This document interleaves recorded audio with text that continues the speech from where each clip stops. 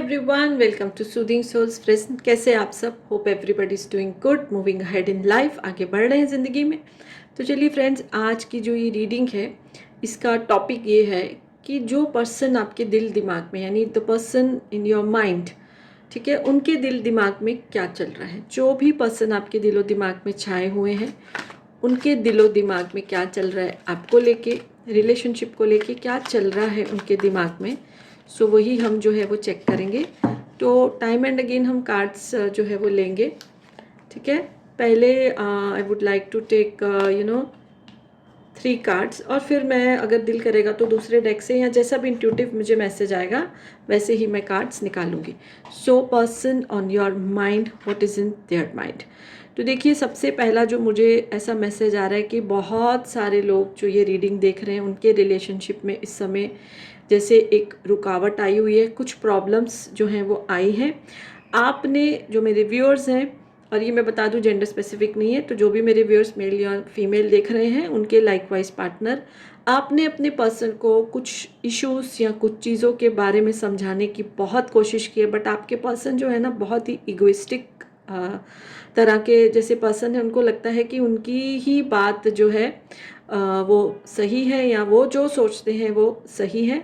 तो इसकी वजह से जो है आपकी बात को वो समझ नहीं पाए, और आपके जो रिश्ते में प्रॉब्लम्स आ गई हैं। जो रिश्ता है एकदम ऑपोजिट, जैसे स्टार्ट हुआ था ना जितने प्यार से, इस समय बहुत ज़्यादा ऑपोजिट डायरेक्शन में चल रहा है। बहुत प्रेशर है आप दोनों के ऊपर, एंग्जाइटी भी दोनों के दिमाग में चल रही है, और ये फेयर है कि शायद ये रिलेशनशिप टूट नहीं जाए।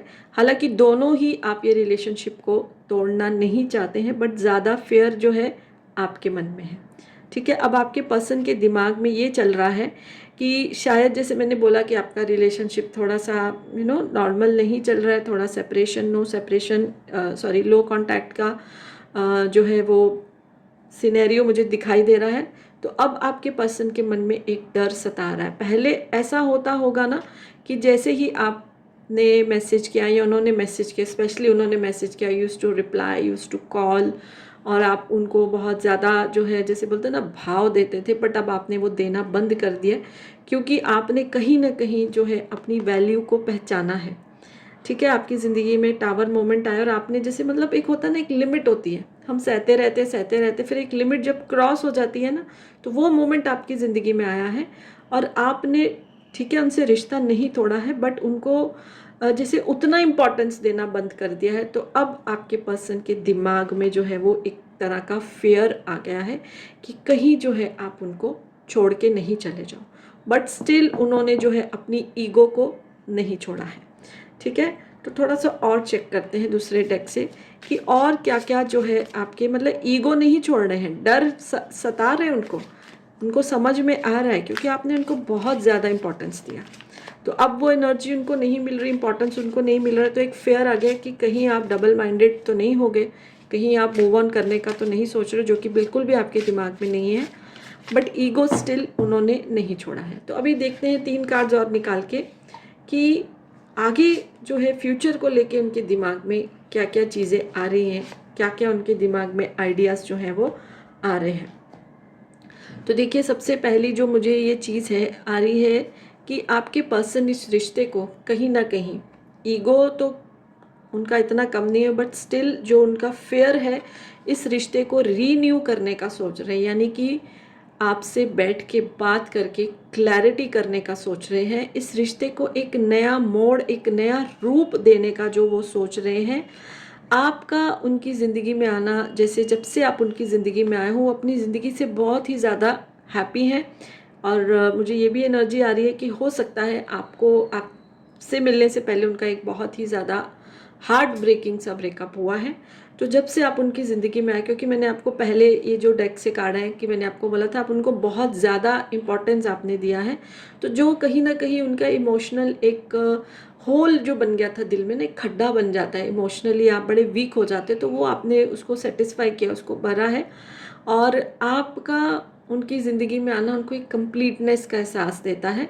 बट जो उनको ये भी अवेयरनेस आ रही है कि जो है अपनी ईगो को थोड़ा सा उनको छोड़ना पड़ेगा, और हो सकता है उनका पहला रिश्ता भी उनकी ईगो की वजह से जो है वो टूटा हो, ठीक है।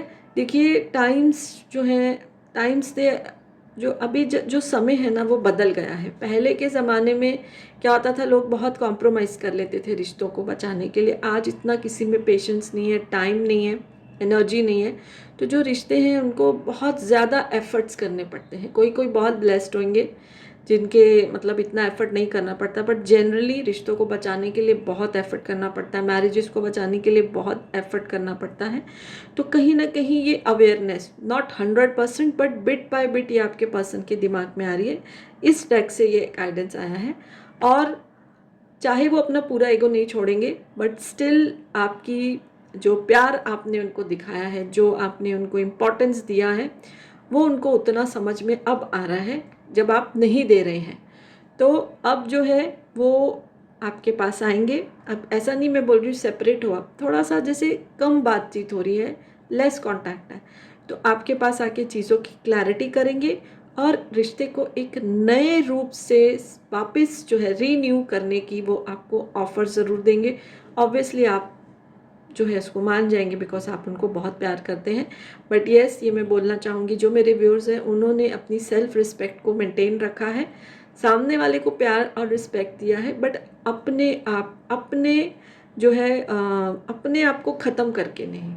ठीक है, तो ये चीज़ एक बहुत अच्छी है और यही चीज़ का आपको फल मिलेगा। और आपके पर्सन आपकी वैल्यू को समझते हुए जो इस रिश्ते को एक नए रूप से स्टार्ट करके एक नए मोड़ पे लेके जाएंगे।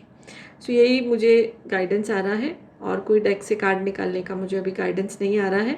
सो होप ये रीडिंग आपसे रेजोनेट करे, जितनी रेजोनेट करे आप रखिए, बाकी जाने दीजिए। अच्छी लगे तो लाइक कर दीजिए, पेज फॉलो नहीं किया तो कर सकते हैं। So yes, bye for now, blessings to all of you.